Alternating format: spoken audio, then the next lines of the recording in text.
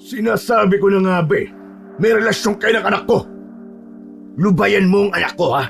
Pancho, hindi ang kagaya mo nararapat para sa kanya. At ikaw naman, Lia, kailan ka pa natutong pumatol sa isang tindero ng gulay na maghapong nagtutulak ng kariton? Ang dami-dami mong mayayaman at gwapong manliligaw, pero sa isang mahirap ka lang babagsak. Papa, mahal ko po si Pancho. Huwag niyo naman po siyang maliitin sa harapan ko. Sir Jacinto, wala pong mali sa relasyon namin ni Lia. Nagmamahalan po kaming dalawa. Alam po namin na mali na inilihim namin sa inyo to, pero natakot lang po kami na tututol kayo sa relasyon namin ng anak nyo. At sino namang magulang ang papayag na mapangasawa ang kagaya mo, ha, Pancho? Wala! Kaya tigilan nyo na ang kaibangan yung dalawa. Ayoko nung nakikipagkita ka pa sa lalaking yan, Lia! Sorry, Papa. Pero sa pagkakataon na to, ay hindi ko na po kayo susundin. Tanggapin niyo na lang po si Pancho ang mahal ko. Kahit na mamatay pa ako ngayon, hindi ko matatanggap ang lalaking yan. Pera lang ang habol yan sa'yo. Ikaw naman tong walang utak. Nagpabola ka pa sa oportunistang yan. Nagkataon lang po na mahirap ako. Pero hindi po pera ang habol ko kay Lia. Kaya ko po siyang buhayin sa paraan na alam ko. Hindi ikaw ang kinakausap ko, lalaki. Kaya tumahimik ka. Lia, sa oras na ipinilit mo pa ang pakikipagrelasyon sa lalaking yan, wala kang mana na makukuha sa akin. Hahayaan kitang maghirap hanggang mapagtanto mo na nagkamali ka sa desisyon na pinili mo, lalaking yan.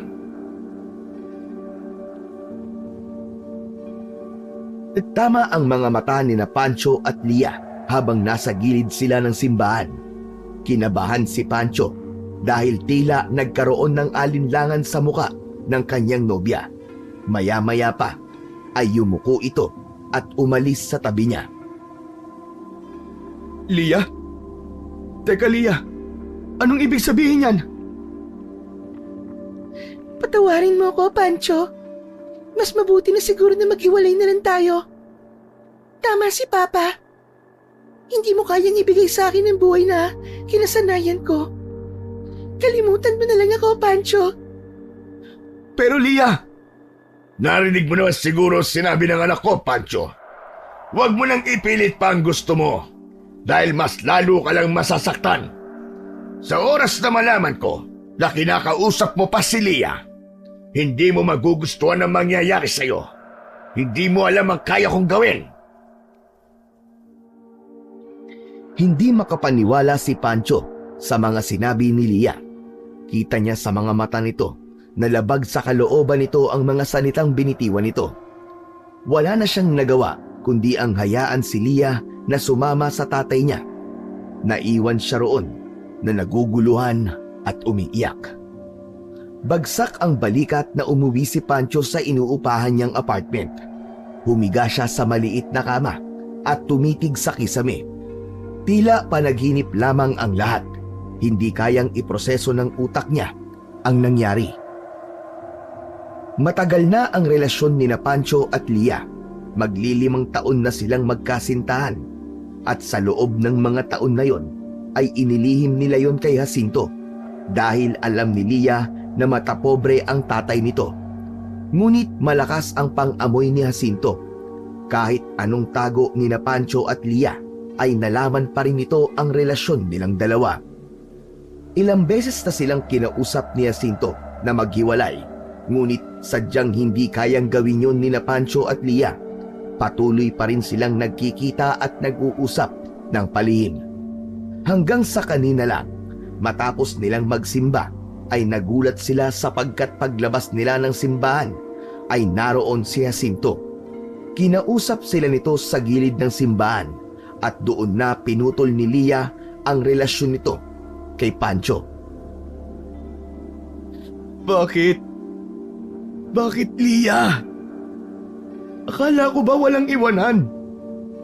Akala ko ba walang susuko?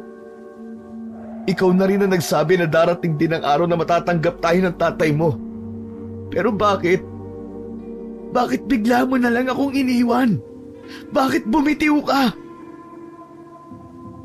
Hindi na napigilan ni Pancho ang mapaiyak. Napakasakit ng ginawa ni Lia sa kanya. Ngunit sa isang parte ng puso niya ay naintindihan niya si Lia. Mas pinili nito ang komportable nitong buhay kaysa sa buhay na kasama siya, ngunit walang kasiguruhan. Nakatulugan ni Pancho ang pag-iyak. Hindi niya na namalayan na nakatulog na pala siya dahil ang pakiramdam niya ay pagod na pagod siya. Nagising si Pancho sa magkakasunod na mga katok sa pinto ng kanyang apartment.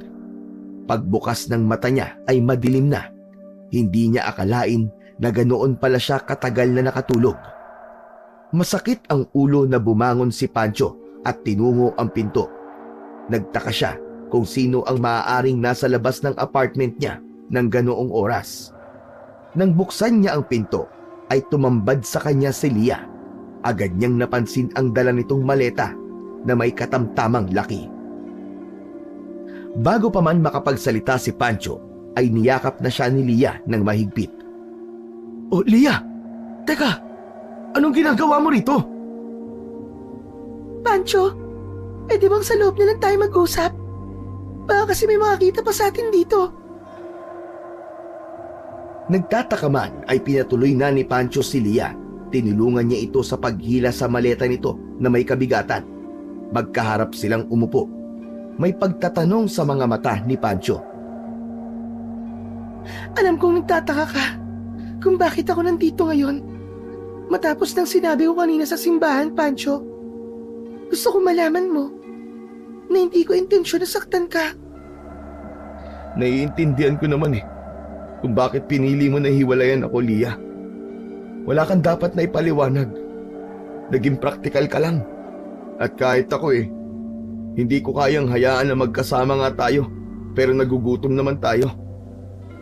Ayokong idamay ka pa sa kahirapan na meron ako ngayon. Pero handa akong samahan ka, kahit sa pinakamahirap na sitwasyon. Anong sinabi mo? Hindi ba't sinabi mo kanina na hiwalay na tayo? Teka, hindi kita maintindihan, Lia. Sinabi ko lang yun para hindi maghinala si Papa sa plano ko. Ang totoo pinakampante ko lang si Papa para hindi na siya maghigpit sa akin. Kita mo na, ang dali ko siya natakasan. Pero, teka lang, Lia. Bakit niya tumakas sa inyo? Hindi mo pa rin ba talaga alam ang sagot? Kahit nakita mo na ang maleta ko, Pancho. Ang gusto ko, magtana na tayo. Lumayo na tayo sa lugar na to. Magpunta tayo sa isang lugar na malayo kay Papa para maging malaya na tayo sa kanya. Hindi agad nakapagsalita si Pancho sa sinabing yun ni Lia. Nakatingin lang siya sa kanyang nobya at hindi niya alam ang kanyang sasabihin. Lia, kilala mo ang tatay mo. Marami siyang koneksyon. Kahit saan tayo magpunta, mahahanap at mahahanap niya tayo. Pero ito lang ang paraan para maging malaya tayo. Siguro naman merong lugar na hindi tayo matutunto ni Papa. May pera ako, Pancho. Kaya natin siyang pagtaguan. Kapag ginawa natin ang sinabi mo, kailangan na natin panindigan yun, Lia. Handa ka na ba na mabuhay kasama ako? Na malayo sa buhay na kinalakihan mo? Wala akong pakialam sa buhay na kaya mong ibigay sa akin. Ang gusto ko lang ay makasama ka, Pancho. Sawang-sawa na ako sa pandidikta ni Papa sa akin ng kung ano ang dapat kong gawin. Kaya umalis na tayo rito. Lumayo na tayo, Pancho. Kita ni Pancho ang kaseryosohan sa mukha ni Lia. Kinala niya ang kanyang nobya kapag desidido ito sa isang bagay. Maya-maya pa ay tumango na si Pancho. Sige, Lia. Payag na ako sa gusto mo. Aalis tayo rito at lalayo na sa papa mo. Siguro nga mas mabuti na gawin natin to at baka kapag nawala ka sa tabi niya, mapagtanto niya ang epekto ng pagkokontrol niya sa buhay mo. Baka dahil dun matanggap niya na tayo. Ay nako, salamat naman at pumayag ka na. Ang guwapo mo naman, kasi ako pa talaga nagkaya na magtanan. Pero maiba ako, Pancho. May alam ka bang lugar na pwede natin puntahan? Yung hindi tayo masusundan ni Papa? May alam ako, Lia. Sa kababata na kaibigan ko na si Mario. Nakatira siya sa Barrio Balimbing. Ngayon ko lang yata narinig ang lugar na yan. Liblib kasi yun, Lia eh. Simula nang mamatay ang parents niya, ay doon na siya tumira. Sobrang close kami ni Mario, kaya papayag naman siguro siya na doon muna tayo kahit pansamantala lang. Dahil sa yun lamang ang lugar na naisip ni Pancho na pwede nilang puntahan, ay pumayag na agad si Lia. Hindi na nagsayang pa ng oras si Pancho at agad niyang inimpake ang mga damit niya. Hindi na sila maaaring magtagal ni Lia sa apartment na yon dahil alam yun ni Jacinto. Sigurado sila na kapag nalaman ni Jacinto na wala si Lia sa bahay nito, ay doon ito unang magpupunta. Matapos na mag-empake, ay umalis na sina Pancho at Lia. Dumiretso sila sa pier, sakay ng isang taxi. Nagbakasakali sila na makakakuha sila ng tiket sa barko na ang biyahe ay sa lugar kung saan nakatira ang kaibigan ni Pancho na si Mario. Sinuwerte naman sila na makakuha ng tiket, ngunit umaga pa ang alis ng barko. Nagdesisyon sina Pancho at Lia na maghintay na lamang sa pier. Di na ako makapaghintay na mabuhay nang hindi natin kailangan magtago, Lia. Ako rin naman, Pancho. Sorry pala sa mga sinabi ko kanina. Alam kong nasaktan kita dahil doon. Ayos lang. Naipaliwanag mo naman sa akin kung bakit mo yung ginawa at naintindihan kita, Lia. Sana maging okay na tayo sa lugar na pupuntahan natin. Huwag ka mag-alala, Lia. Maghahanap agad ako ng trabaho ron. Saka, mabait si Mario. Wala tayong magiging problema sa kanya. Maya-maya pa ay napansin ni Pancho na inaantok na si Lia. Kaya sinabi niya rito na matulog muna ito at gigisingin na lamang niya ito kapag pwede na silang sumakay sa barko kung saan sila sasakay. Inihilig ni Lia ang ulo nito sa balikat ni Pancho at doon ito natulog. Mabilis na lumipas ang mga oras. Ginising na ni Pancho si Lia dahil kailangan na nilang sumakay sa barko. Nang magising si Lia, ay naglakad na sila paakyat sa barko, dala ang kanilang mga gamit. Habang pasakay na sila, ay isang pamilyar na boses ang narinig nilang sumigaw. Pancho! Lia!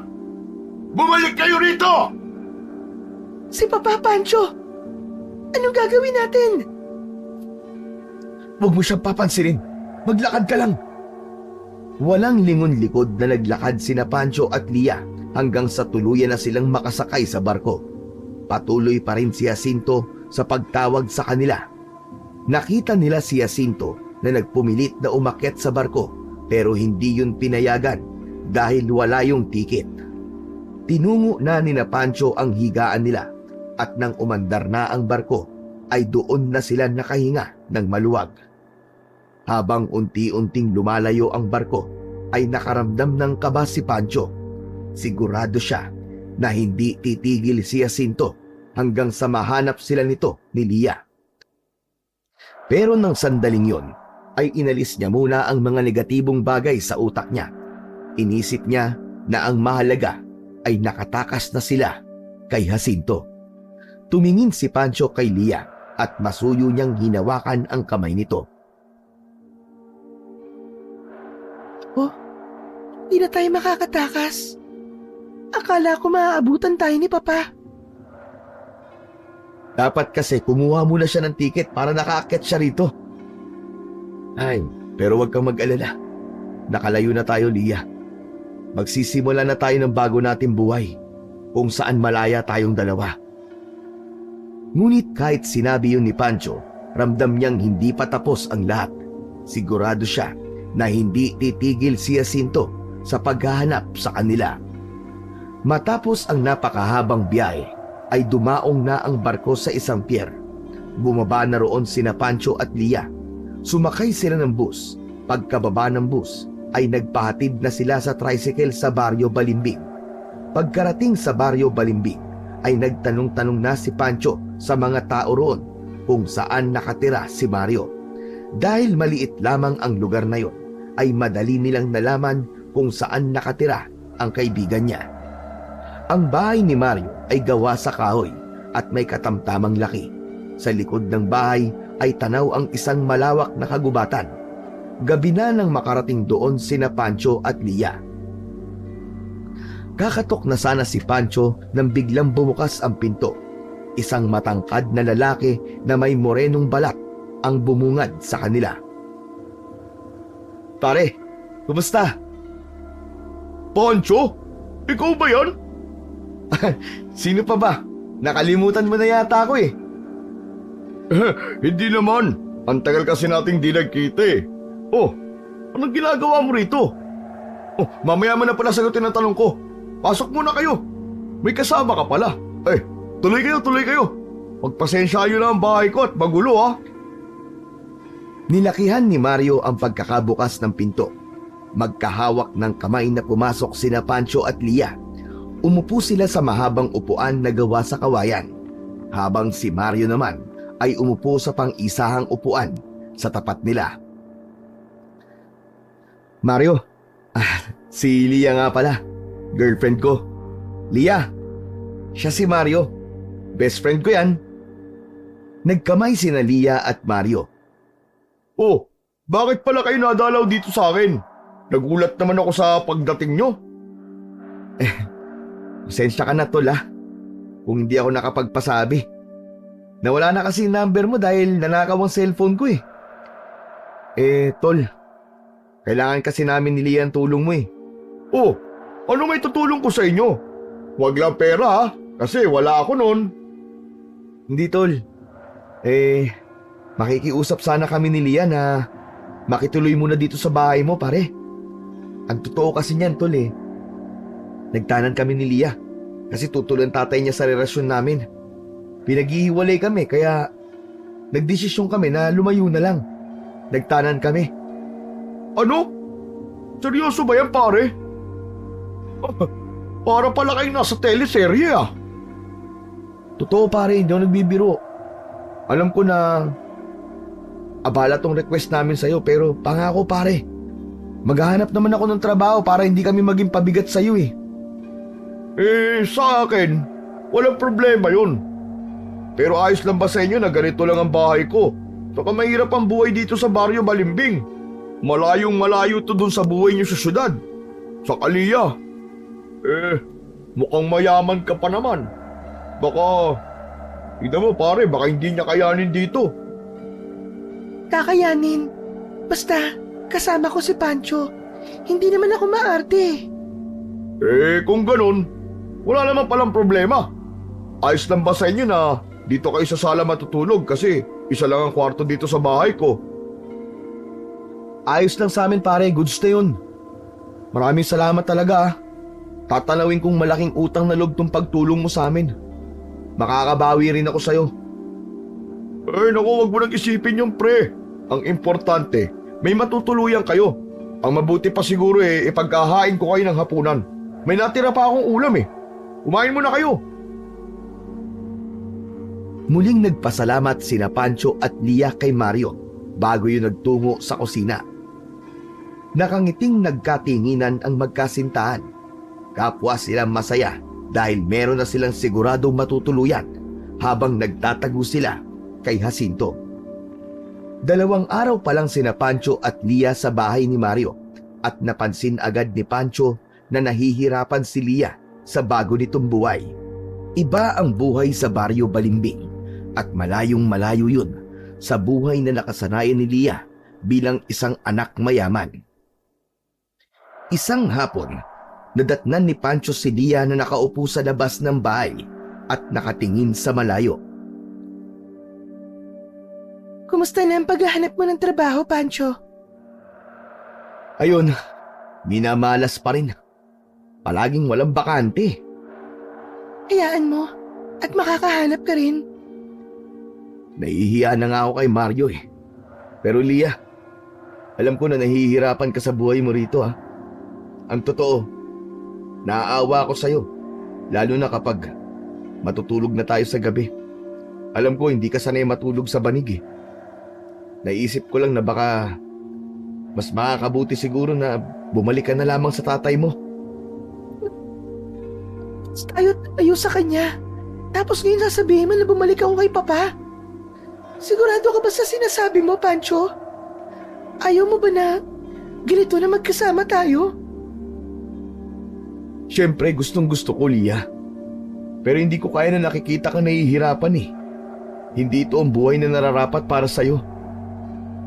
Pancho, narito ako dahil pinili ko to. Pinili kong sumama sa'yo. Hindi mo ba yun naiintindihan? Hindi na ako babalik sa tatay ko. Alam kong mahirap, pero masasanay din ako. Ang mahalaga, kasama tayo at malaya na tayo. Napabuntong hininga si Pancho. Tama naman ang sinabi ni Lia, pero sa kalooban niya, naroon pa rin ang takot na baka dumating ang araw na magsisi si Lia sa pagsama sa kanya. Pasensya na, Lia. Hindi ko dapat sinabi yun sa'yo. Ano lang naman eh. Ayoko lang na nahihirapan ka ng dahil sa akin. Pancho, wala kang dapat ihingi ng pasensya sa akin. Masaya ako na kasama kita. Kung kailangan kong masanay sa buhay na ganito, gagawin ko para sa atin. Bigyan mo lang ako ng kaunting panahon. Salamat, Lia. Sorry sa mga nasabi ko. Naiintindihan kita, Pancho. Pero gusto ko talaga to. Ako pa nga nagaya sa'yo na gawin natin to, di ba? Huwag mo akong intindihin. Darating din ang araw, nagiging hawa ang buhay natin. Mahigpit na niyakap ni Lia si Pancho. Nakaramdam si Pancho ng paggaan ng kalooban sa yakap na yon ng kanyang nobya. Doon niya napagtanto kung gaano siya kaswerte kay Lia dahil kahit lumaki ito sa mayamang pamilya ay handa itong magsakripisyo para lang makasama siya. Isang gabi, nakahiga na si Pancho sa sala. Si Lia naman ay naliligo sa banyo na nasa likod ng bahay. Iniisip ni Pancho ang mga susunod niyang gagawin. Aminado siya na nahihirapan siya na maghanap ng trabaho. Ang katahimikan ng gabi ay binasag ng isang malakas na tili ni Lia mula sa banyo. Kinabahan na bumangon si Pancho. Tumakbo siya palabas ng bahay. Papunta sa banyo, puwersahan niyang binuksan ang pinto ng banyo at nakita niya si Lia na nakasandal sa dingding habang basang-basa at nanginginig sa takot. Mabilis na kinuha ni Pancho ang nakasabit na tuwalya at ibinalabal yun sa katawan ni Lia. Lia! Lia, ano nangyari? Bakit ka sumigaw? May nakita ko na kasilip na pulang mata sa butas sa dingding. Nakakatakot, Pancho. Ano? Pulang mata? Anong pulang mata? Hindi ko rin alam. Basta pula yung mga mata. Mahigpit na niyakap ni Pancho si Lia. Inilalayan niya ito papasok sa bahay. Nang makapagbihis na si Lia, ay sakto na dumating si Mario mula sa trabaho nito sa katayan ng baboy. Agad nitong napansin ang takot sa muka ni Lia. Oh, ano nangyari? Bakit parang takot na takot ka, Lia? May nanilip kay Lia habang naliligo siya sa banyo kanina eh. Pulang mga mata raw nakita niya. Napansin ni Pancho ang pagtahimik ni Mario. Umupo ito at matiim na tumingin kay Pancho. Oh, bakit pre? May problema ba? Pre, panahon na siguro para malaman yung nangyayari dito sa Baryo Balimbing. Bakit? Ano nangyayari dito? Mangyari kasing matagal nang may aswang na gumagala dito sa Baryo Balimbing eh. Siya ang responsable sa mga pagpatay sa mga alagang hayop at pag-atake sa mga tao rito tuwing gabi. Yung pulang mata na nakita mo, Lia, malamang na isa yung aswang. Marami na kasi akong naririnig na nagsabi na pula ang mga mata ng aswang na narito sa lugar namin. Mabuti na lang at hindi ka sinaktan ng aswang ngayon. Nakasigaw kasi ako. Tapos dumating kagad si Pancho. Natigilan si Pancho. Hindi siya makapaniwala sa sinabi ni Mario. Lumaki siya sa syudad at bagamat narinig niya ang mga kwento ng aswang mula sa matatanda, hindi siya kailanman naniwala dito. Napatingin siya kay Lia na halatang hindi rin alam ang sasabihin. Ano pare? Aswang? Sa panahon ngayon? Totoong aswang, Pancho. At hindi lang hayop ang binibiktima nila, kundi maging mga tao. Hindi ko lang sinabi kaagad sa inyo dahil baka matakot kayo eh. Pero ngayon nakita na ni Lia ang aswang. Dapat nyo na itong malaman para makapag-ingat kayo. Paano kung bumalik dito yung sinasabi mong aswang, Mario? Kaya nga sinabi ko na sa inyo, mag-ingat kayo. Huwag kayong gagala na mag-isa lalo na sa gabi. Hindi ko alam kung sino ang aswang dito. Pero sigurado ako nandito siya sa Baryo Balimbing at nakikisalamuha pa sa mga tao. Hindi na lang nagsalita sina Pancho at Lia. Ipinaramdam nila kay Mario na niwala sila sa mga sinasabi nito. Pero sigurado si Pancho, kagaya niya ay hindi rin naniniwala si Lia sa sinabi ni Mario tungkol sa aswang. Mas natakot pa siya nang isipin niyang tao ang nanilip kay Lia.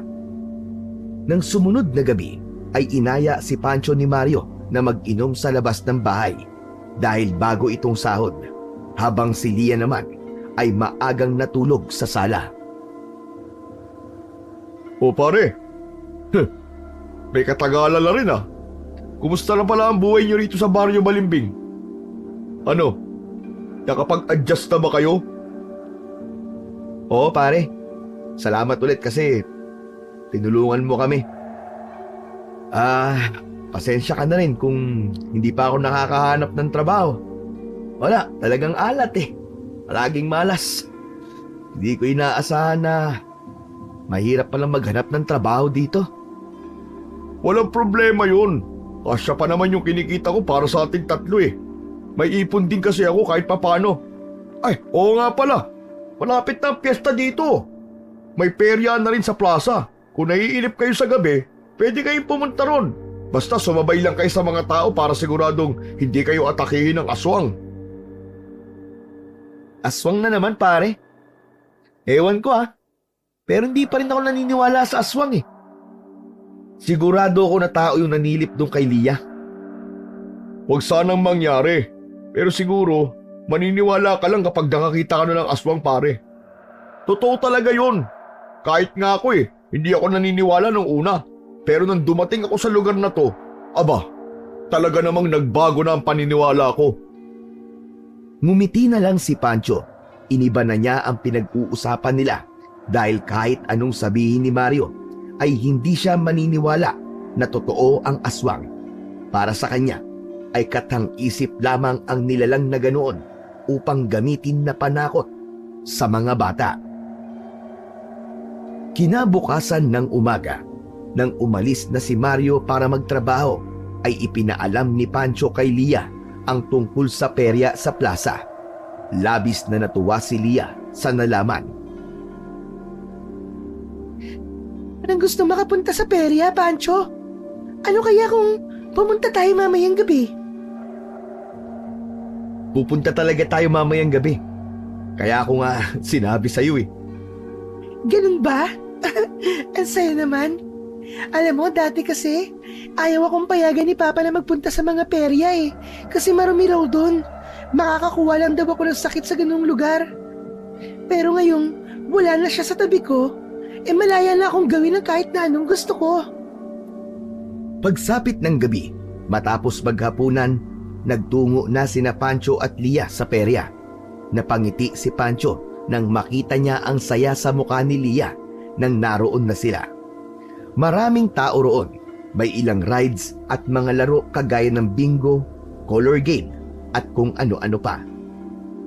Hindi ko alam kung anong una natin gagawin, Pancho. Ang saya pala talaga rito sa perya. Teka, gusto bang sumakay muna tayo sa Ferris wheel? Sigurado ka ba? Hindi ba? Takot ka sa mataas na lugar? Di naman mataas ang Ferris wheel dito eh. Tignan mo. Hindi naman kagaya sa syudad na napakataas talaga. Tignan mo naman yan, kayang-kaya ko yan. Okay, sabi mo eh. Basta walang mahihilot susuka mamaya ha. Natawa si Pancho sa sinabi ni Lia. Bumili na si Pancho ng tiket para sa pagsakay nila ni Lia sa Ferris wheel. Magkahawak ng kamay silang pumila. Maya-maya pa, sumakay na si Pancho at Lia sa Ferris wheel. Habang unti-unti silang umaangat, ay naramdaman ni Pancho na tila kinikiliti ang talampakan niya. Hindi niya akalain na kahit hindi yun ganun kataas, ay makakaramdam pa rin siya ng takot. Hindi niya yun sinabi kay Lia dahil sigurado siyang pagtatawanan siya ng kanyang nobya. Ang ganda ng view, no? Oo nga eh. Grabe, ang saya pala rito sa Baryo Balimbing. Nakalimutan ko na lahat ng problema natin, kahit sandali lang. Ngunit bago pa magpatuloy ang masayang usapan nila, ay biglang natigilan si Pancho nang mapatingin siya sa ibaba. Sa gitna ng mga tao ay nakita niya ang isang muka na kilalang kilala niya. Walang iba kundi si Jacinto. Palingon-lingon yun sa paligid na parang may hinahanap. Lia! Lia! Tingnan mo yun sa baba! Itinuro ni Pancho kay Lia si Jacinto. Si Papa ba yun? Anong ginagawa niya rito? Malamang alam na niya na nandito tayo, Lia. Anong gagawin natin? Kailangan nating umalis dito. Bilisan natin. Hindi na sila nagdalawang isip na bumaba kaagad sa Ferris wheel. Agad silang tumakbo palayo mula sa perya at nagdesisyon na umuwi na sa bahay ni Mario bago pa sila makita ni Jacinto. Habang naglalakad sila sa madilim na kalsada, ay inisip ni Pancho kung paano nalaman ni Jacinto na naroon sila ni Lia. Doon niya napagtanto na tunay na malawak ang koneksyon ni Jacinto. Malamang ay ginamit nito ang pera nito upang makakuha ng impormasyon kung nasaan ang anak nito. Nagtaka si Pancho nang biglang huminto si Lia. Nakatingin ito sa talahiban na nasa kaliwa nila. Itinuro ni Lia ang talahiban sa gilid ng kalsada. May isang nilalang na naglakad doon na may maitim na balat at may mahabang mga kuko. Kitang-kita ang mapupulang mga mata nito. Habang papalapit ang nilalang kina Pancho, ay mas lalong naging malinaw sa kanila ang nakakatakot nung itsura. Kapwa hindi nakagalaw sina Pancho at Lia. Pancho, hindi ba yan ang aswang na sinasabi ni Mario? Hindi pa rin makapagsalita si Pancho. Naamoy niya ang masansang na singaw ng katawan ng nilalang na parabang nabubulok na karne. Dahan-dahan itong naglakad papalapit sa kanila. Doon na bumalik ang kamalayan ni Pancho at naisip niya na kailangan nilang tumakbo ni Lia. Ngunit bago pa sila makagalaw ay biglang sumugod ang aswang sa kanila. Itinulak ni Pancho si Lia upang mabilis itong makalayo at siya ang humarap sa aswang. Pancho! Tumakbo ka na, Lia! Humingi ka ng tulong! Hindi kita iiwan! Hindi na nagawang makapagsalita pa ni Pancho nang umatake ang aswang sa kanya. Sinubukan niyang umiwas, ngunit nahagip ng matutulis nitong kuko ang braso niya. Napasigaw siya ng dahil sa sakit nang maramdaman ang pagkapunit ng kanyang balat at laman. Sa hindi malamang dahilan, biglang tumakbo ang aswang pabalik sa talahiban. Hindi na sinayang ni na Pancho ang pagkakataon na yon at mabilis silang tumakbo hanggang sa makarating sila sa bahay ni Mario. Matagal silang kumatok sa pinto dahil nakakandado yon. Nang bumukas ang pinto ay nagmamadaling pumasok sina Pancho at Lia. Mabilis naman na isinarado ni Pancho ang pinto. Oh, ano nangyari sa inyo? Oh, bakit may sugat ka, pare? Mario, di ka maniniwala. Totoo mga sinabi mo. Totoo may aswang dito, pare. May nakita kaming aswang. Inatake kami. Totoo mga sinabi mo. Eh di ngayon, naniniwala na kayo sa akin. Pero mamaya na tayo mag-usap. Dapat nating linisin ang sugat mo at baka may impeksyon pa ang mga yan. Simula nang inatake sina Pancho at Lia ng aswang, ay tuluyan na silang naniwala na totoo nga ang aswang. Natakot na silang lumabas tuwing gabi at maaga pa lang ay naglalak na sila ng mga bintana at pinto. Isang umaga, habang nasa palengke si Pancho, ay muli niyang nakita si Jacinto. Agad siyang nagtago sa kumpul ng mga tao upang hindi siya nun makita. Pinagmasdan niya si Jacinto. Kinakausap nito ang mga taong naroon at may picture na pinapakita. Sigurado si Pancho na nagsimula na si Jacinto na hanapin sila ni Lia sa baryo Balimbing.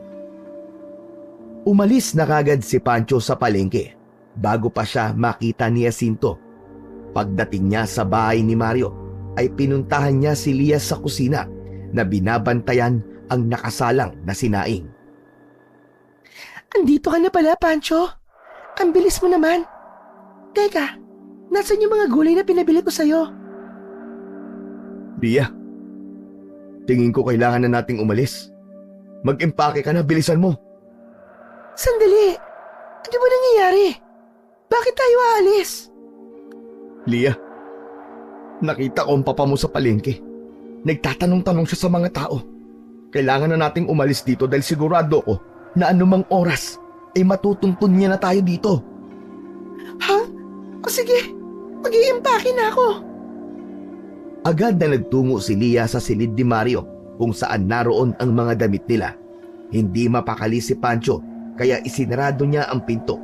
Maya-maya pa ay tinulungan na niya si Lia sa pag-iimpake. Mabilis na gumawa ng sulat si Pancho para sa kaibigan niyang si Mario. Inilagay niya sa sulat na kailangan nilang umalis dahil nasa lugar na yon ang papa ni Lia. Matapos mag-empake ay lumabas na sila ng bahay, ngunit hindi pa man sila nakakalabas ng bakuran ay isang puting kotse ang huminto sa harapan ng bahay ni Mario.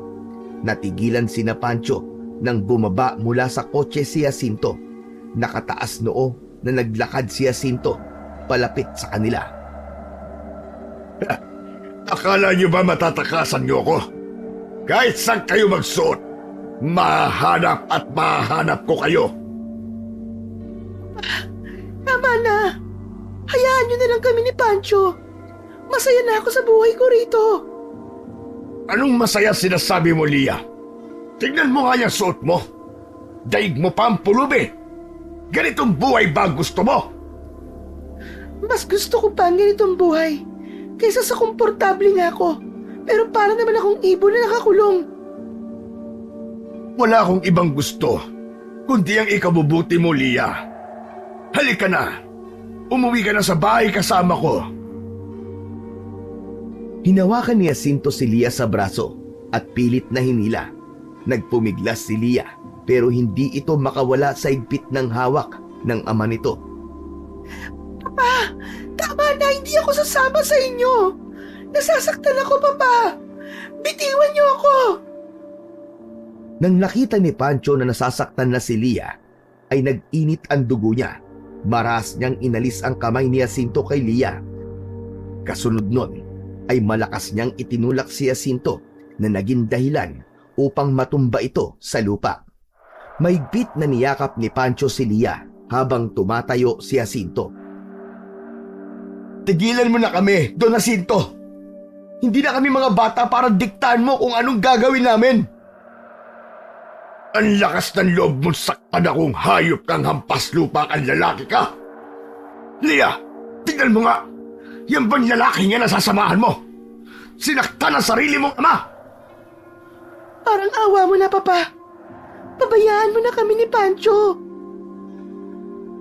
Kapag hindi mo kami tinigilan, mapipilitan akong gumawa ng hindi mo magugustuhan. Hindi mo rin ako kilala, Don Jacinto. Hindi ito matatapos dito. Hindi ako aalis sa lugar na ito nang hindi kasama ang anak ko. Matalim na tiningnan ni Jacinto si Pancho bago yung naglakad pabalik sa kotse. Nang umibis paalis ang sasakyan ni Jacinto, ay nakahinga na si Pancho ng maluwag kahit paano. Ayos ka lang ba, Lia? Pasensya ka na kung nasaktan at nasigawan ko ang papa mo, ha? Hindi ko na napigilan ang sarili ko nang makita kong sinasaktan ka niya eh. Okay lang ako, Pancho. Pero hindi mo na dapat ginawa yun kay Papa. Mas lalo lang siya magagalit sa atin. Hindi na nagsalita pa si Pancho. Alam niyang hindi titigil si Jacinto hanggat hindi nito nakukuha si Lia. Ngunit lalaban siya. Ipaglalaban niya ang pagmamahalan nila ni Lia. Sa sandaling yon ay pinili ni na Pancho at Lia na manatili sa bahay ni Mario. Walang silbi kung umalis sila roon dahil alam nila na kahit saan sila magpunta ay mahahanap pa rin sila nito. Isa pa, wala na silang mapupuntahan kaya wala silang magagawa kundi ang harapin si Jacinto sa muli nitong pagbabalik. Kinabukasan, maagang nagising si Pancho. Naabutan niya si Mario sa kusina na naghahanda ng almusal. Pagkagising ni Lia ay magkakasabay na silang nag-almusal. Oo nga pala. Alam niyo ba na may nabiktima na naman yung aswang kagabi? Narinig ko ang usap-usapan kanina nung bumibili ako ng tinapay eh. Ano? Anong nangyari? Anong hayop ang pinatay ng aswang? Hindi hayop pare. Tao. Mga tao. 2 bangkay na tagpuan ngayong umaga malapit sa plaza. Isang babae at isang lalaki. Parehas silang pinatay sa hindi makataong paraan. Aba, akalain mo, wakwak daw ang tiyan at wala na mga laman loob. Nakakatakot pala rito. Pati pala mga tao ay pinapatay na ng aswang. Alam ko, Lia. Pero kung ang ibig mong sabihin ay kailangan nating umalis dito, hindi pa pwede. Wala tayong ibang mapupuntahan. Wag lang kayong lumabas ng gabi. Yun lang ang paraan para hindi kayo mabiktima ng aswang. Matapos nilang kumain, ay niligpit na ni Pancho ang pinagkainan nila.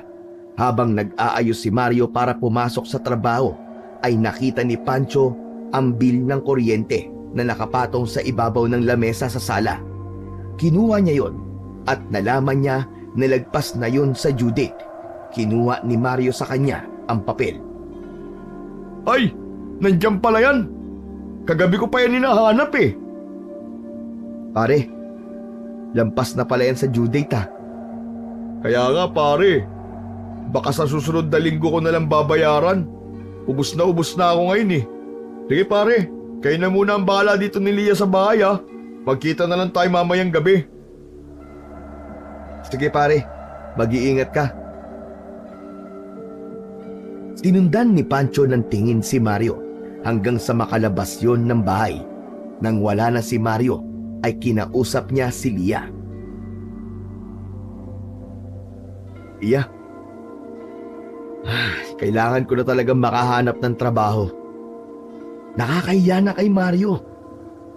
Naubusan na siya ng pera kasi siya lang ang gumagastos ng lahat eh. Paano ba yan?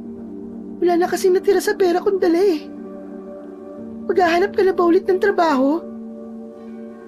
Oo, magiging porsigido na ako. Hindi pwedeng si Mario lang ang nagtatrabaho para sa ating lahat. Pwede rin ako maghanap ng trabaho para lahat tayo may pinapasok na pera dito. Hindi na kailangan, Lia. Dito ka lang sa bahay. Mas ligtas ka rito. Sa araw ding yon ay umalis si Pancho. Hindi na siya sa mismong baryo Balimbing naghanap ng trabaho. Nagtungo siya sa bayan at doon siya nagbakasakaling makahanap ng pagkakakitaan. Hindi nagtagal, natanggap siya sa isang pabrika ng mga pantalon sa bayan. Labis na natuwa si Pancho dahil hindi lamang yun ang magandang nangyari. Napansin niya kasi na 1 linggo na ang nakalipas, ngunit hindi na muling bumalik pa si Jacinto sa bahay ni Mario upang kunin si Lia. Mabilis na dumaan ang mga araw at kahit paano ay nakatulong na si Pancho kay Mario sa mga gastusin nila sa araw-araw. Hindi madali ang trabaho niya sa pabrika, ngunit nagtiis siya dahil wala siya sa posisyon para mamili ng trabaho. Isang gabi, pauwi na si Pancho mula sa trabaho. Tahimik ang kalsada at wala na siyang nakitang mga tao sa labas. Normal na sa lugar na yun ang ganoong eksena kahit maaga pa dahil sa takot ng mga tao sa aswang. Malapit na sana si Pancho sa bahay ni Mario nang biglang may humarang na sasakyan sa harap niya. Mabilis na lumabas ang dalawang lalaki mula sa loob ng sasakyan at ang isa ay tinutukan siya ng baril. Hindi na nakapalagpas si Pancho nang isakay siya ng mga lalaki sa sasakyan. Habang umaandar ang sasakyan, ay tinalian ng isang lalaki ang mga kamay ni Pancho. Sino kayo? Anong kailangan niyo sa akin? Kung pera ang kailangan niyo, wala ako nun. Kaya mas mabuti pang pakawalan niyo na lamang ako. Ngunit walang sumagot sa kanya. Makalipas ang halos isang oras, ay huminto na ang sasakyan. Ibinaba siya ng mga lalaki at ipinasok siya sa isang lumang bahay. Walang ilaw doon, ngunit sapat na ang liwanag mula sa bilog na buwan upang makita niya ang kabuuan ng bahay.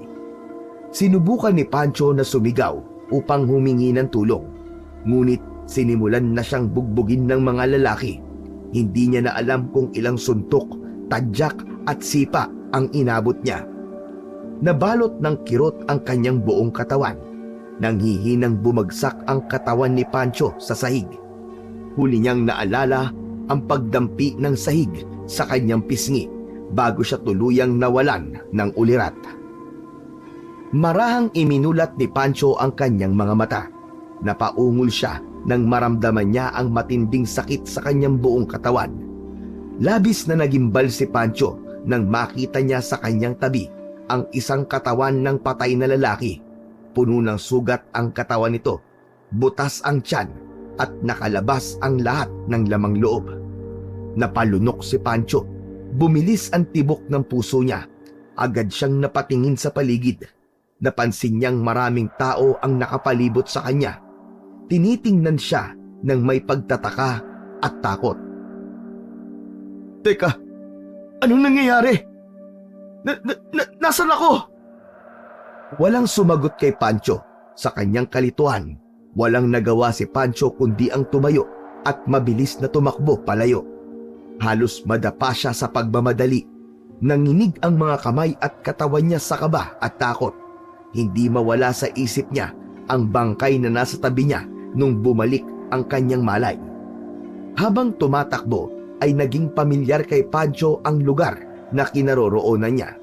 Napagtanto niya na nasa baryo Balimbing siya. Tinahak niya ang daan papunta sa bahay ni Mario.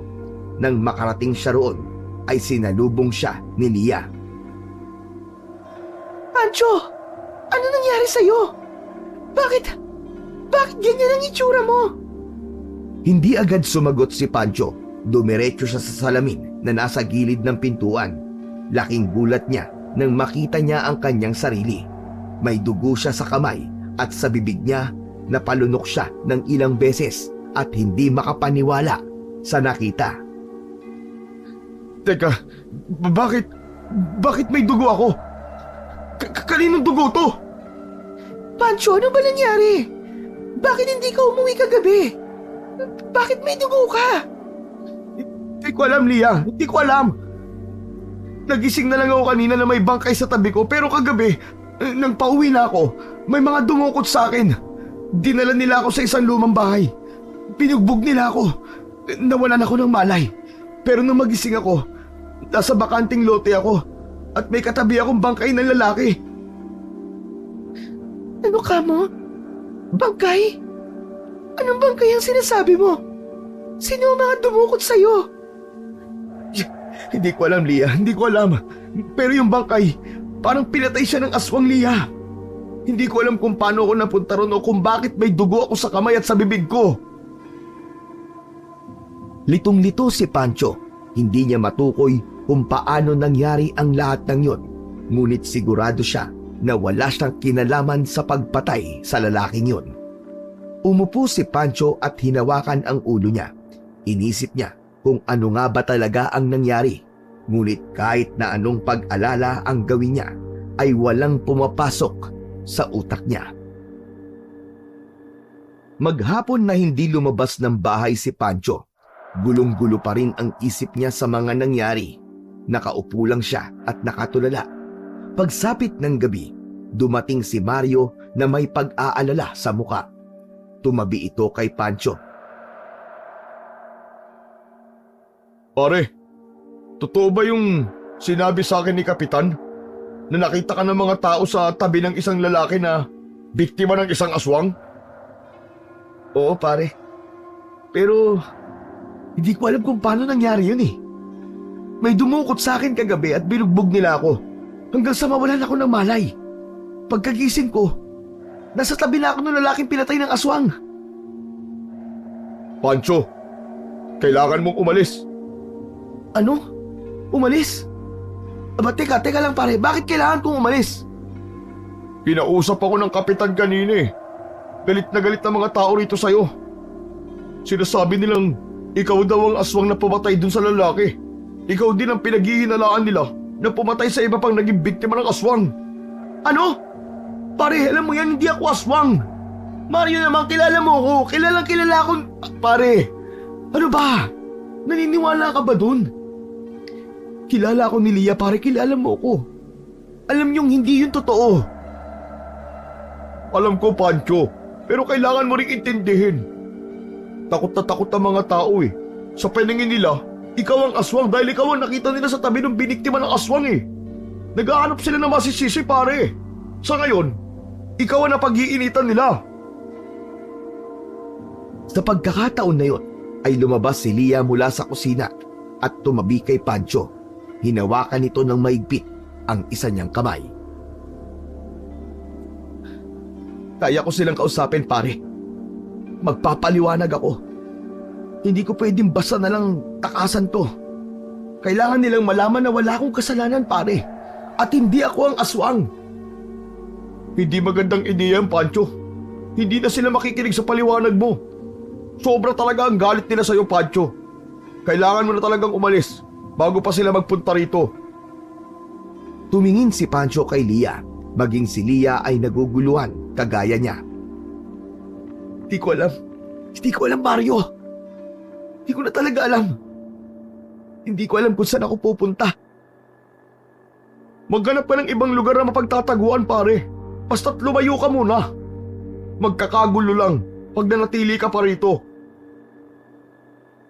Nagkatinginan silang lahat nang biglang may mga ingay sila na narinig mula sa labas. Nagkagulo ang mga tao habang paulit-ulit na sumisigaw na ilabas ni Mario si Pancho. Biglang nanlamig si Pancho, bumagal ang kanyang hininga at mabilis na tumibok ang kanyang puso. Pancho, natatakot ako, anong gagawin natin? Nandito na sila. Lumapit si Mario sa pinto at sumilip. Pancho, wala ka ng oras, tumakas ka na. Hindi na sila makikinig sa paliwanag mo.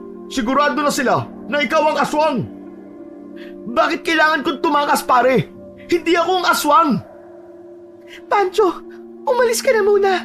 Baka saktan ka ng mga tao, sige na. Sumilip si Pancho sa may pinto at nagimbal siya nang nakita niya na isa sa mga naroon ay si Jacinto. Nagkaroon siya ng hinala na si Jacinto ang may kagagawan ng lahat ng yun. Nasa labas ang papa mo, Lia. No? Kung ganun, kailangan mo na talagang umalis, Pancho. Ako na ang bahalang kumausap kay Papa. Huwag ka mag-alala. Hindi ako sasama sa kanya kahit na anong mangyari. Sa pagkakataon na yon, ay napagtanto ni Pancho na kailangan niyang sundin ang payo ni Lia at Mario. Wala na siyang magagawa kundi ang tumakas. Dahil hindi na nila kontrol ang galit ng mga tao at ang pwedeng gawin ng mga yon sa kanya. Sinabi ni Mario na ito muna ang bahala kay Lia. Nangako naman siya kay Lia na babalikan niya ito. Sa likod ka na dumaan, Pancho. Wala ka ng oras. Bilisan mo na! Wala nang dalang kahit na anong gamit si Pancho para mabilis siyang makatakas. Dahan-dahan siyang lumabas sa likod ng bahay. Tumakbo siya sa gitna ng kadiliman at umasang hindi siya makikita ng mga tao. Ngunit sa gitna ng pagtakbo ni Pancho ay narinig niya ang sigaw ni Jacinto mula sa likod ng bahay. Nandito siya sa likod. Tumatakas ang aswang!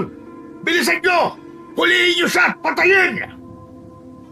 Mas lalong binilisan ni Pancho ang pagtakbo. Narinig niya ang mga yabag ng mga humahabol sa kanya. Tumakbo siya ng mabilis at hindi na tumingin pa sa kanyang likuran.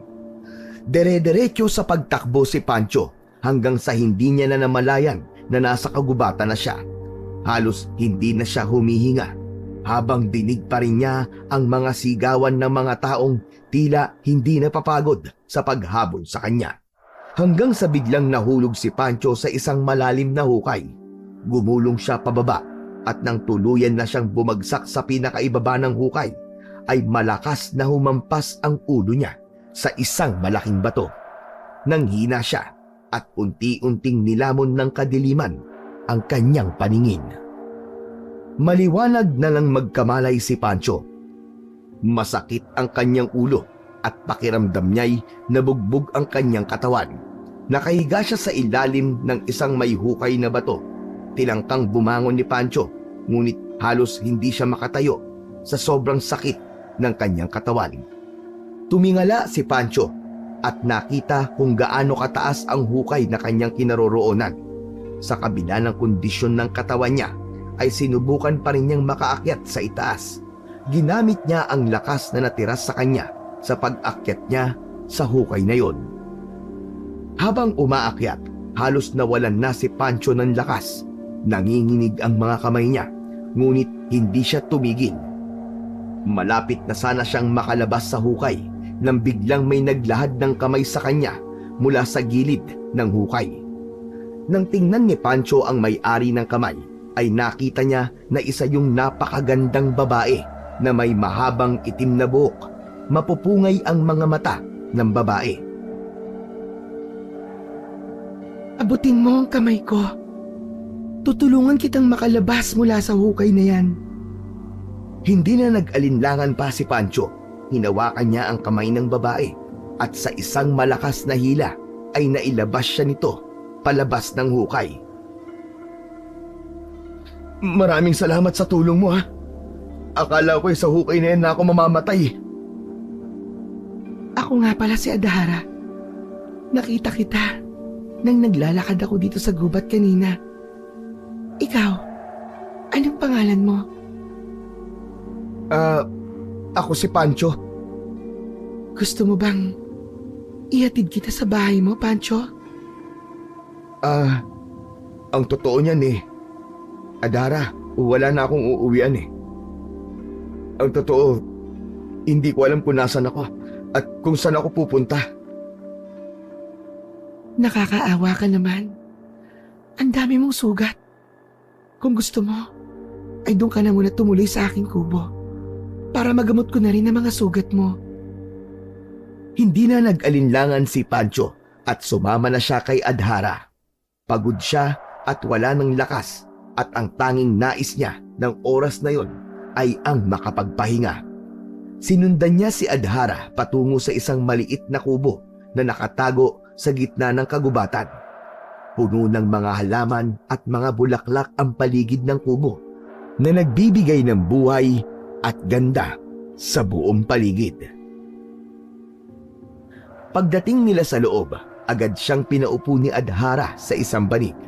Kumuha ito ng mga dahon at halamang gamot mula sa isang maliit na banga at ginamot ang mga sugat ni Pancho.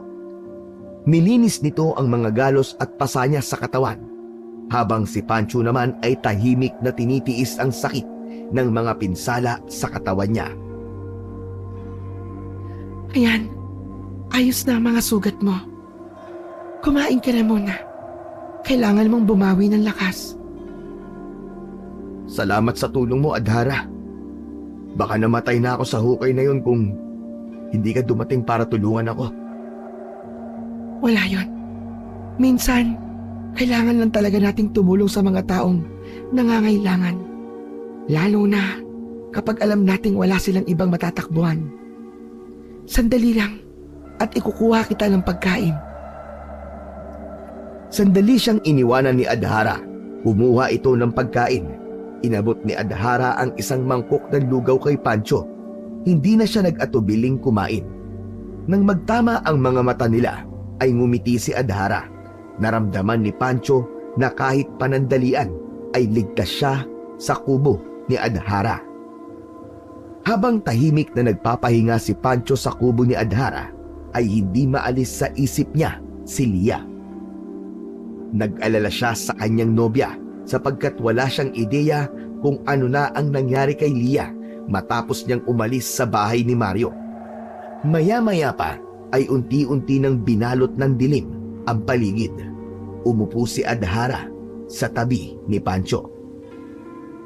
Pancho, pasensya na sa itatanong ko sa'yo. Pero, ano ba nangyari sa'yo? Huminga ng malalim si Pancho. Ilang sandali siyang hindi nakapagsalita. Ngunit nang mapansin niyang naghihintay si Adhara ng sagot sa tanong nito, ay doon na siya nagsimulang magsalita. Adhara, hindi ko rin alam kung paano ko magsisimula sa lahat ng to. Nagising na lang ako isang umaga. Nasa bakanting lote ako. At may patay na lalaki sa tabi ko. Parang naging biktima ng aswang yung lalaki na yon. Wala akong maalala kung paano ako napunta ron. Basta ang huling naaalala ko, may dumukot sa akin at binugbog nila ako hanggang mawalan ako ng malay. Inakala ng mga tao sa Baryo Balimbing na ako ang aswang dahil nasa tabi ako ng bangkay ng lalaking yun eh. Wala akong nagawa kundi ang tumakas kahit hindi totoong hinala nila sa akin. Grabe. Galit na galit talaga sila sa akin at kahit anong paliwanag ang gawin ko, ay alam ko na hindi sila maniniwala sa akin. Naniniwala ako sa mga sinabi mo. Nakikita ko sa mga mata mo na nagsasabi ka ng katotohanan. Nakakalungkot ang nangyari sa iyo, Pancho. Pero ganun talaga ang buhay. Ganun ang mga tao. Minsan kahit walang kasiguraduhan, pinapaniwalaan na lang nila. Kapag natakot sila, kailangan nila lang masisisi sa takot na yon. Tama ka, Adhara. Pero hindi ako papayag na habang buhay nilang isipin na ako ang aswang sa Baryo Balimbing. Kailangan kong patunayan na wala akong kasalanan. Pero higit sa lahat, kailangan kong mapatay ang totoong aswang para malinis ang pangalan ko sa Baryo Balimbing. Hindi ako pwedeng magtago habang buhay. Pero Pancho, baka mas makabubuti kung manatili ka na muna rito. Hindi mo dapat isugal ang buhay mo para lang patunayan ang sarili mo. Magpalakas ka muna bago mo simulan ang mga plano mo. Hindi na nagsalita pa si Pancho, ngunit sigurado siya na si Jacinto ang utak sa lahat ng nangyari sa kanya. Malakas ang hinala niya na si Jacinto ang nagpadukot sa kanya at nag-frame up sa kanya upang isipin ng mga tao sa Baryo Balimbing na siya nga ang aswang.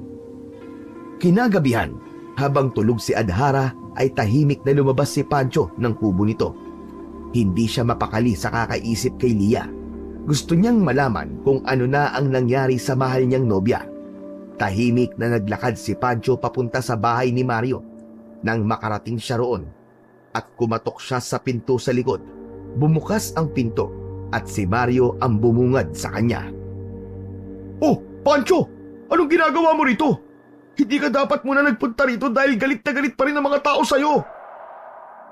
Para hindi naman ako magtatagal eh. Aalis din ako. Gusto ko lang malaman ang lagay ni Lia. Tawagin mo naman siya para makausap ko siya, pare.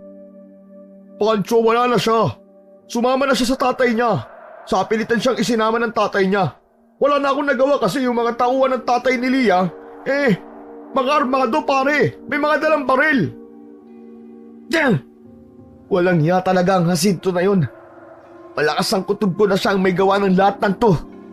Pre-name up niya ako para akong pagbintangan ng mga tao rito. Saka mo na lang intindihin si Lia, pare. Ang sarili mo muna ang isipin mo. Mas maganda siguro na umalis ka na rito sa Baryo Balimbing. May pera pa ako dito, pare. Pwede mong gamitin yon para makabalik ka sa syudad. Hindi ako aalis dito, pare. hanggat hindi ko nalilinis ang pangalan ko sa lugar na to.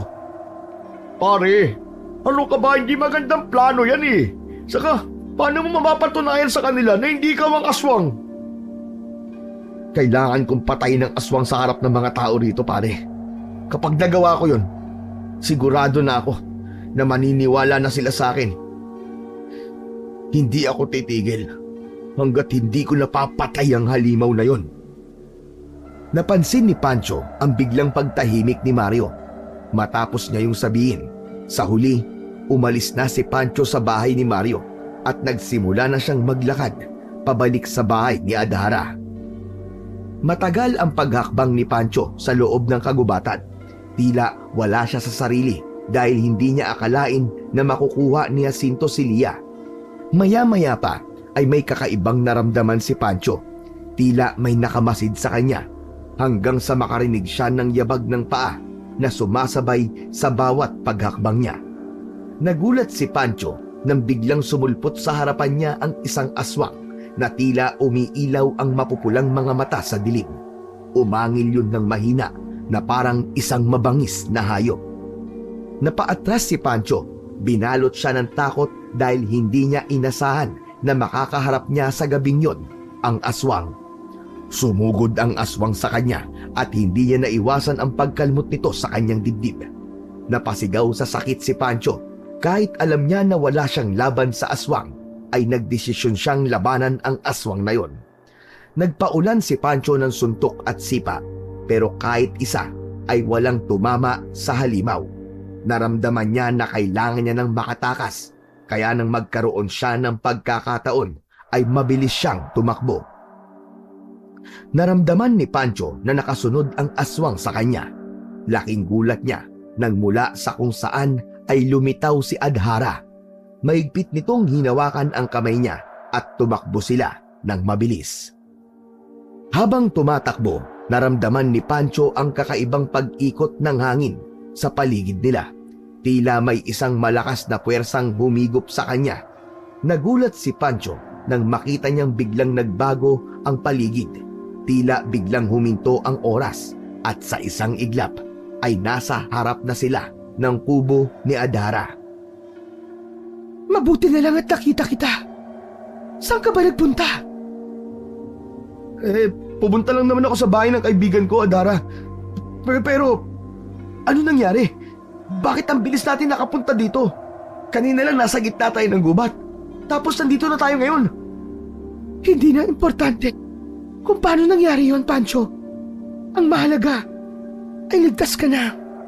Nakalayo ka na sa aswang. Nagmamadaling pumasok si Adhara sa kubo. Sinundan yon ni Pancho.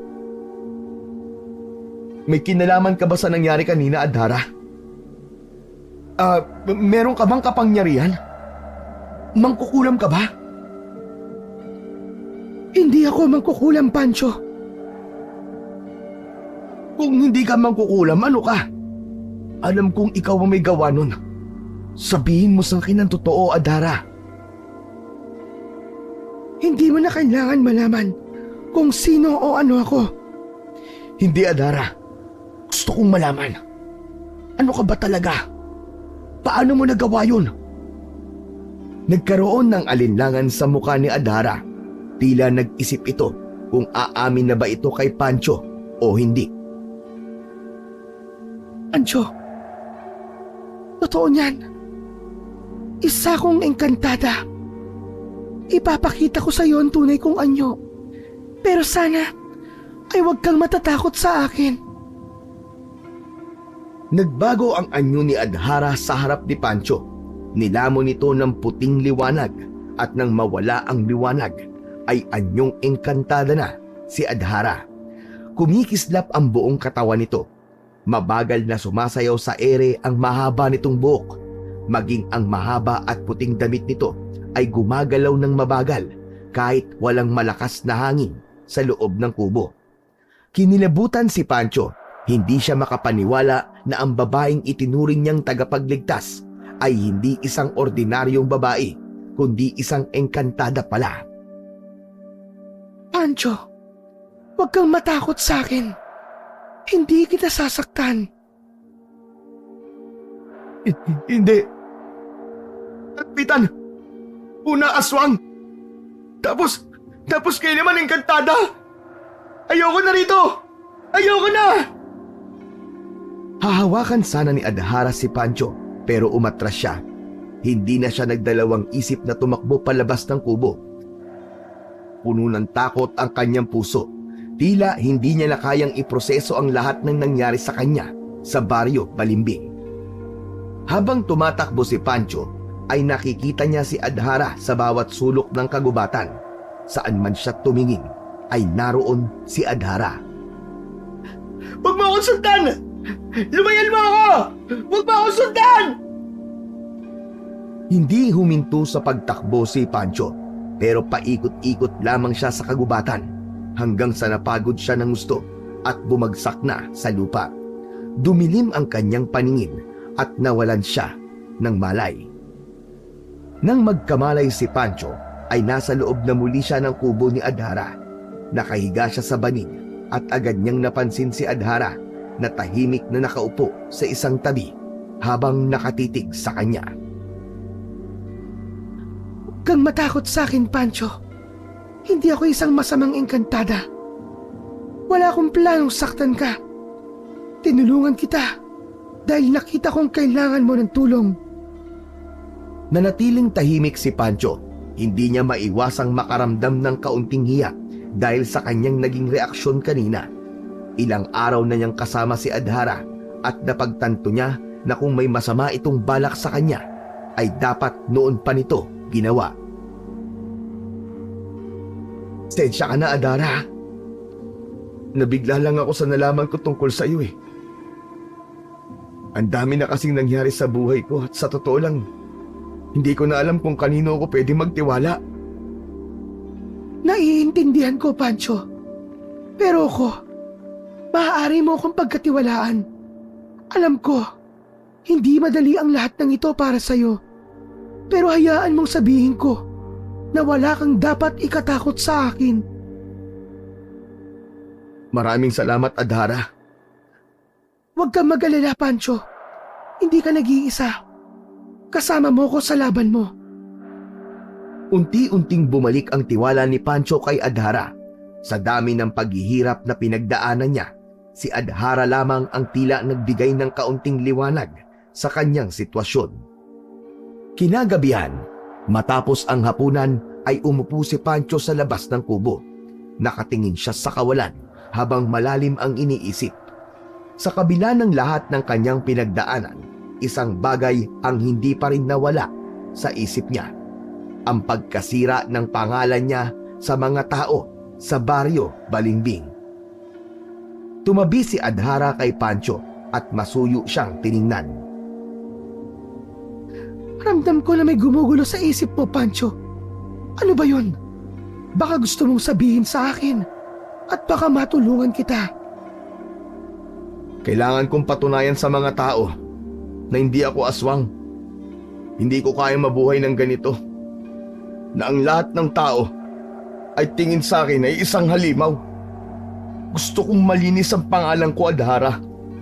At ang tanging paraan lang para mangyari yun ay kailangan mapatay ko mismo ang aswang sa harap ng mga tao. Alam ko, Pancho. Alam ko kung gaano mo ka gustong malinis ang pangalan mo. Pero ang laban sa aswang ay hindi madali. Lalo na kung wala kang sapat na lakas o sandata. Ngunit maaari kitang tulungan sa bagay na yan. Sandaling umalis si Adhara at nang bumalik ito ay isang lumang baul ang daladala nito. Binuksan nito yon at nakita ni Pancho na isang kakaibang patalim ang laman ng baul. Tila buhay ang mga ukit sa talim at hawakan ng patalim na parabang gumagalaw ang mga yon. Patalim na ito ay mabisang panlaban sa mga aswang. Ibinigay ito sa akin ng matatandang engkantada bilang proteksyon laban sa mga nilalang ng dilim. Wala pang aswang ang nabuhay sa patalim na ito. Kung gusto mong patayin ang aswang, ito ang kailangan mo, Pancho. Kung ganon, ipapahiram mo sa akin yan, Adhara? Oo, Pancho. Ipapahiram ko sa ito. Ngunit, may isang kondisyon. Ano? Anong kondisyon, Adara? Kapalit ng patalim na ito, kailangan mo kong samahan dito sa aking kubo. Habang buhay, dito tayo titira sa kubong ito at mabubuhay tayo bilang mag-asawa. Ano? Teka. Nagbibiro ka ba? Hindi ako nagbibiro, Pancho. Mahal kita. Matagal na kitang minamasdan. Alam ko ang kabutihan ng iyong puso. Nais kitang protektahan. Nais kitang tulungan. Ngunit, nais kong makasama ka. Hindi lang bilang isang kaibigan, kundi bilang asawa. Kung tatanggapin mo ang alok ko, ipapagamit ko sa iyo ang patalim na ito. Sandaling natahimik si Pancho upang mag-isip. Alam niyang desperado na siyang linisin ang pangalan niya at patayin ang aswang. Alam niya na nagsasabi ng totoo si Adhara na makapangyarihan ang hawak nitong patalim. Pero ang kapalit nun ay ang buong buhay niya. Matatali siya sa isang engkantada at hindi niya na makikita pa si Lia. Ngunit napagtanto niya na baka wala na talaga silang pag-asa pa ni Lia dahil mukhang habang buhay nahahadlang si Jacinto sa kanya. Baka nga masyado lang niyang pinipilit ang hindi pwede. Isang malalim na paghinga ang pinakawalan ni Pancho. Kung yan lang ang paraan para mapatay ko ang aswang sa Baryo Balimbing, tatanggapin ko ang alok mo. Sa oras na mapatay ko ang aswang, ay maninirahan na ako rito. Kasama ka. Salamat, Pancho. Hindi mo pagsisisihan ang desisyon mo. Sisiguraduhin ko na magiging masaya ka kasama ko. Magkakaroon tayo ng buhay na payapa at malayo sa kaguluhan ng mga tao. Hinawakan ni Adhara ang kamay ni Pancho at ngumiti na may halong kasiyahan. Ngunit sa loob ng puso ni Pancho, may isang bahagi pa rin ng kanyang sarili na nag-aalinlangan. Alam niyang isang napakalaking sakripisyo ang ginawa niya, ngunit handa na siyang gawin ang lahat para malinis ang kanyang pangalan. Simula nang mapasakamay ni Pancho ang mahiwagang patalim ni Adhara, ay gabi-gabi siyang nagtungo sa Baryo Balimbing upang hanapin ang aswang na yon na patuloy na nagdudulot ng takot at kamatayan sa lugar na yon. Hindi siya nagpakita sa mga tao. Ang patalim na ipinahiram ni Adhara ay lagi niyang daladala. Dumating ang gabi ng fiesta. Ang baryo ay buhay na buhay at tila kinalimutan muna ang banta ng aswang para sa espesyal na pagdiriwang na yon. Ngunit si Pancho, sa likod ng lahat ng ingay at kasiyahan, ay patuloy na nagmamatsyag. Habang naglalakad siya sa madilim na bahagi ng plaza na malayo sa karamihan ng tao, ay nakarinig siya ng mahinang sigaw. Agad siyang nagtungo sa direksyon ng sigaw at nakita niya ang isang babae na inaatake ng aswang. Nakahiga ang babae habang ang aswang ay nasa ibabaw nito. Hindi nagdalawang isip si Pancho. Inilabas niya ang mahiwagang patalim mula sa kanyang bewang at mabilis na tumakbo patungo sa aswang. Bitiwan mo siya, pangit na aswang! Napalingon ang aswang at agad na tumayo. Umangin lang malakas ang aswang at sinalubong ang pasugod na si Pancho. Tinangka niyang saksakin ng aswang pero mabilis siyang nakailag. Umatake ang aswang gamit ang matatalim nitong mga kuko. Mabilis na nakaiwas si Pancho, ngunit nadaplisan pa rin siya ng kalmot nito sa balikat. Si Pancho naman ang umatake at nagawa niyang masaksak ang aswang sa dibdib. Napaatras ang aswang at tumalsik ang dugo nito mula sa sugat. Plinano ni Pancho ang susunod niyang galaw. Hindi niya inalis ang mata sa halimaw. Sa muling pagsugod ng aswang, ay hinawakan ni Pancho ang braso nito at mabilis niyang isinaksak ang patalim sa tagiliran nito ng maraming beses. Nangisay ang aswang nang bumagsak yun sa lupa. Lumapit si Pancho sa aswang habang habol ang kanyang paghinga. Lumuhod siya sa tabi ng aswang at isinaksak niya ang patalim sa tapat ng dibdib nito. Bumulwak ang dugo sa bibig ng aswang pero alam ni Pancho na buhay pa rin ang halimaw. Hinawakan ni Pancho ang dalawang kamay ng aswang at hinila niya yun papunta sa plaza kung saan naroon ang mga tao. Pagdating sa plaza ay dinala ni Pancho ang naghihingalong aswang sa gitna. Nagkagulo ang mga tao, nagkanya-kanya ng takbo, ngunit may iba na hindi umalis upang makita ang itsura ng aswang na dala ni Pancho.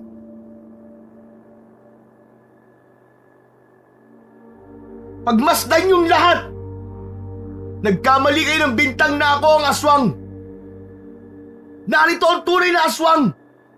Pinatay ko siya para ipaalam sa inyo na hindi ako ang aswang na pinagbibintangan nyo! Nagkaroon ng bulong-bulungan ang mga tao sa paligid. Makalipas ang ilang sandali, sa harap ng lahat ay unti-unting nagbago ang anyo ng aswang. Ang mga matutulis na pangil nito ay nawala. Ang balat ay muling bumalik sa normal. At sa loob lamang ng ilang saglit, ang halimaw ay naging tao muli. Nanlamig si Pancho nang makita kung sino ang aswang. Napaluhod siya habang may luwang nagbabadyang bumagsak mula sa kanyang mga mata. Hindi! Hindi maaari ito! Hindi totoo ito! Mario! Ikaw ang aswang! Hinawakan ni Pancho ang kamay ni Mario na hindi na gumagalaw at tuluyan ng binawian ng buhay. Bakit hindi mo sinabi sa akin, Mario? Bakit?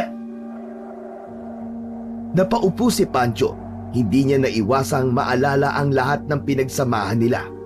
Bumalik sa kanya ang mga pagkakataon na tila may kakaiba siyang napapansin sa kanyang kaibigan pero binaliwala lang niya. Hindi niya inakala na si Mario pala ang salarin sa likod ng lahat ng pagkamatay sa lugar na yon. Pumatak ang mga luha ni Pancho at dumaloy sa kanyang mga pisngi habang tinitignan niya ang katawan ng kanyang walang buhay na kaibigan. Patawad, Mario. Hindi ko alam. Hindi ko alam na ikaw pala ang aswang. Kung alam ko lang, hindi ko sana ginawa to. Humingi ng tawad kay Pancho ang kapitan ng Baryo Balimbing sa maling bintang ng mga ito sa kanya. Wala ring kwenta ang pagkalinis ng pangalan ko, Kapitan. Dahil napatay ko si Mario. Napatay ko ang aking kaibigan. Hindi ko alam na siya pala ang aswang. Wala rin akong ideya kung bakit niya yung ginawa. Malungkot na bumalik si Pancho sa kubo ni Adhara matapos ang lahat. Sinalubong siya ni Adhara ng isang mahigpit na yakap. Kumusta, Pancho? Napatay mo ba ang aswang? Oo, Adhara. Nawakasan ko ng kasamaan ng aswang at nalinis ko na ang panghalang ko sa Baryo Balimbing. Mabuti naman kung ganon. Pero, bakit parang hindi ka masaya? Wala ito. Pagod lang ito, Adhara. Kailangan ko muna magpahinga. Dahil hindi na kailangan ni Pancho ang mahiwagang patalim ni Adhara, ay ibinalik niya na yon sa Encantada. Tulad na napagkasunduan nila, ay tinanggap na ni Pancho na habang buhay na niyang makakasama si Adhara. Simula noon, ay namuhay na si Pancho at Adhara na parang mag-asawa. Palaging ipinapakita ni Pancho kay Adhara na masaya siya, pero sa loob-loob niya ay hindi ganoon ang kanyang nararamdaman. Alam niyang may bahagi ng kanyang puso na hindi mapupunan ni Adhara dahil si Lia talaga ang tunay niyang mahal. Isang araw, habang mag-isang nakaupo si Pancho sa labas ng kubo, ay tumabi si Adhara sa kanya. 2 buwan ka na pala rito, Pancho. Kumusta naman ang buhay mo kasama ako? Eto, medyo nasasanay na ako. Mas simple ang buhay dito. Masaya ka ba na kasama ako? Oo naman. Ano bang klaseng tanong yan, Adhara? Alam kong hindi ka masaya, Pancho. May pagtatakang napalingon si Pancho kay Adhara. Hindi siya nakapagsalita. Hindi siya sigurado kung isa ba sa kapangyarihan ni Adhara ay ang malaman ang totoong nararamdaman ng isang tao. Alam kong hindi ka masaya dito. Mahal na mahal kita, Pancho. Pero araw-araw kong nakikita sa mga mata mo ang lungkot, ang pigati. Hindi ko kayang ipilit ang sarili ko sa puso na hindi para sa akin. Anong ibig mong sabihin, Adhara? Pinapalaya na kita, Pancho. Maaari ka nang umalis sa kubo ko at magtungo kung nasaan talaga ang hinahanap ng puso mo. Pero, Adhara, ang kasunduan natin. Ako ang gumawa ng kasunduan na yon. Kaya ako rin ang may kakayahan na sirain yon. Sige na. Malaya ka na, Pancho. Nabigla si Pancho sa sinabi ni Adhara. Hindi siya makapaniwala na ibibigay ni Adhara ang kalayaan na matagal niya nang inaasam. Mahigpit na hinawakan ni Pancho ang isang kamay ni Adhara. Adhara, hindi ko alam kung paano ako magpapasalamat sa iyo. Pinilit ko naman maging masaya na kasama ka eh. Pero hindi ko talaga kaya, Adhara. Magkaiba tayo ng mundo. At sa mundo ng mga tao ko nararapat. Ngumiti si Adhara kahit na may bakas ng kalungkutan sa kanyang mga mata. Naiintindihan kita. Ang mahalaga, Pancho, ay ang maging totoo ka sa sarili mo. Masakit man, pero mas gusto kong makita kang malaya at masaya. Sa huling pagkakataon, niyakap ni Pancho si Adhara bilang tanda ng pasasalamat at paggalang. Nagpaalam siya at nagsimulang maglakad palayo sa kubo. Hindi maitago ni Pancho ang kasiyahan dahil alam niya na nalalapit na ang muli nilang pagkikita ng babaeng totoo niyang iniibig. Walang iba kundi si Lia. Sa pagbalik ni Pancho sa syudad, ay agad siyang nagtungo sa bahay ni Lia. Inalis na niya ang takot kay Jacinto. Wala na siyang ibang nasa isip kundi ang makitang muli ang kanyang nobya. Si Jacinto ang sumalubong kay Pancho. Ganun na lamang ang pagtataka niya dahil wala siyang nakitang galit sa mukha ni Jacinto nang makita siya nito. Sa wakas, nagpakita ka rin, Pancho. Anong ibig mong sabihin? Matagal ka na naming hinahanap sa Baryo Balimbing. Ngunit ayon sa mga tao ron, matapos mong mapatay ang aswang, ay bigla ka na lang nawala.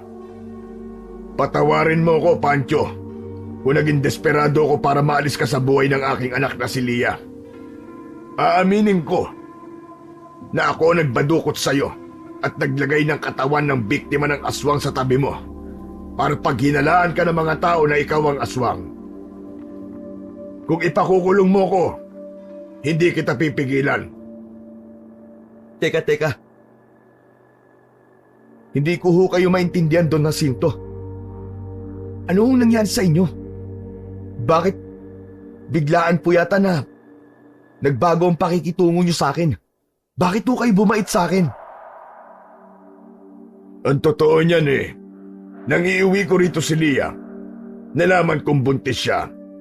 Dinadala niya ang anak niyo. Ayoko na lumaki ang apo ko na walang ama. Wala na nga siguro ako magagawa kundi hayaan ang relasyon yung dalawa ng anak ko. Totoo nga yata na nagbabago ang lolo kapag nagkakaroon ng apo.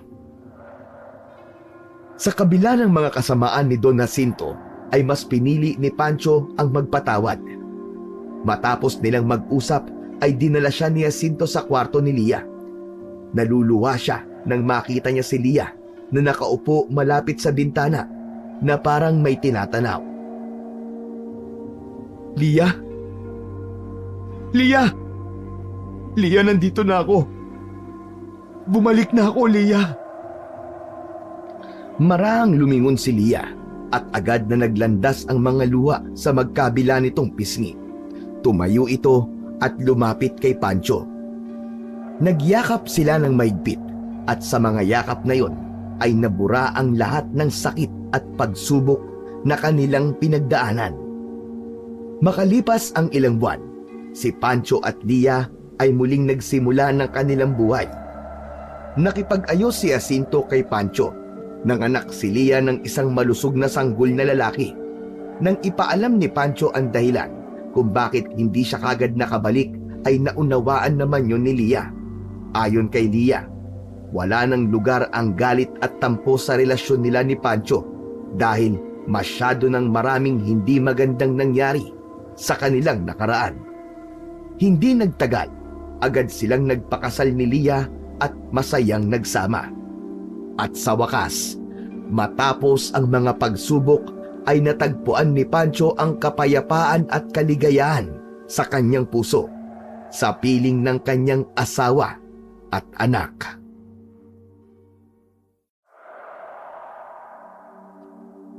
Sinasabi ko na